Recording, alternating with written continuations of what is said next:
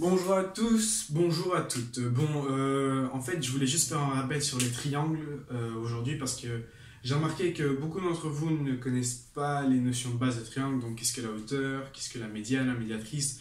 Enfin, c'est un peu flou. Alors, j'ai juste fait une petite vidéo pour resituer les idées. Et voilà.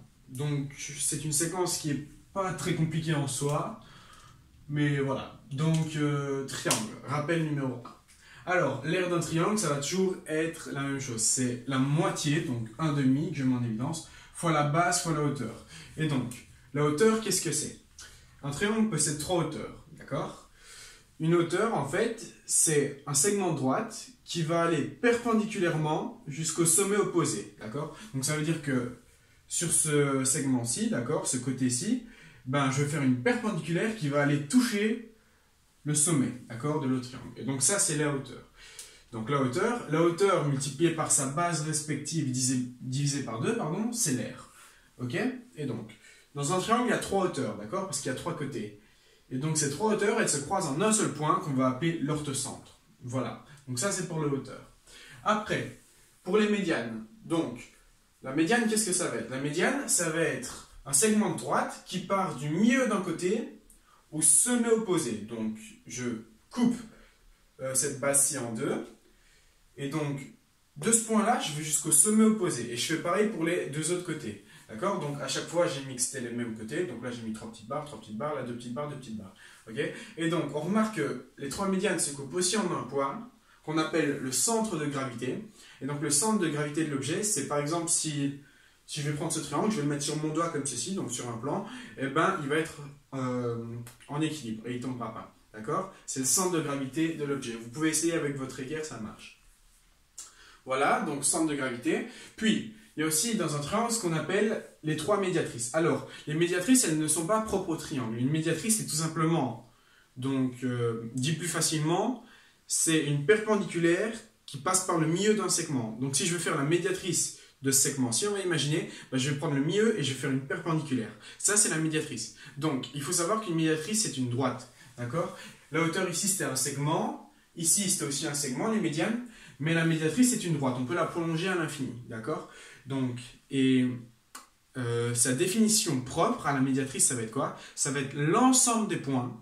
Ça va être un ensemble de points. Une droite, c'est un ensemble de points.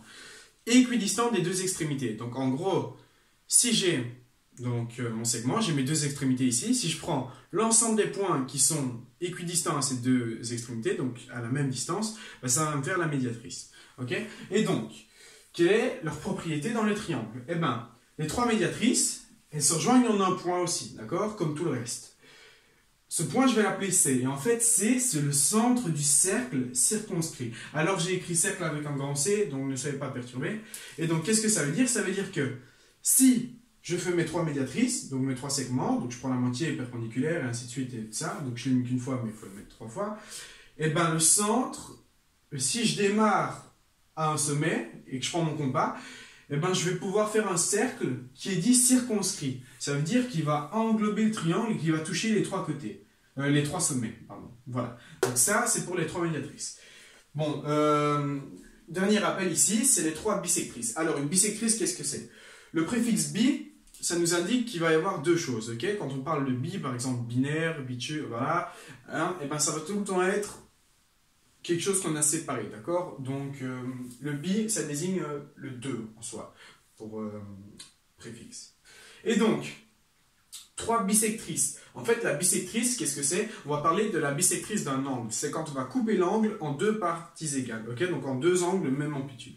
Voilà, donc si j'ai 90 degrés, ben la bisectrice est là à 45 degrés, parce que je divise 90 degrés en deux. Et donc, je fais ça pour mes trois angles. Je remarque que les bisectrices se coupent en un point. Ce point, je vais l'appeler C, et C, c'est le centre du cercle inscrit. Ça veut dire que, si vous prenez votre compas, alors là, il n'y a pas vraiment de technique, il suffit juste d'y aller précautionneusement, et que vous faites un petit cercle comme ça à l'intérieur, et ben il va toucher les trois côtés.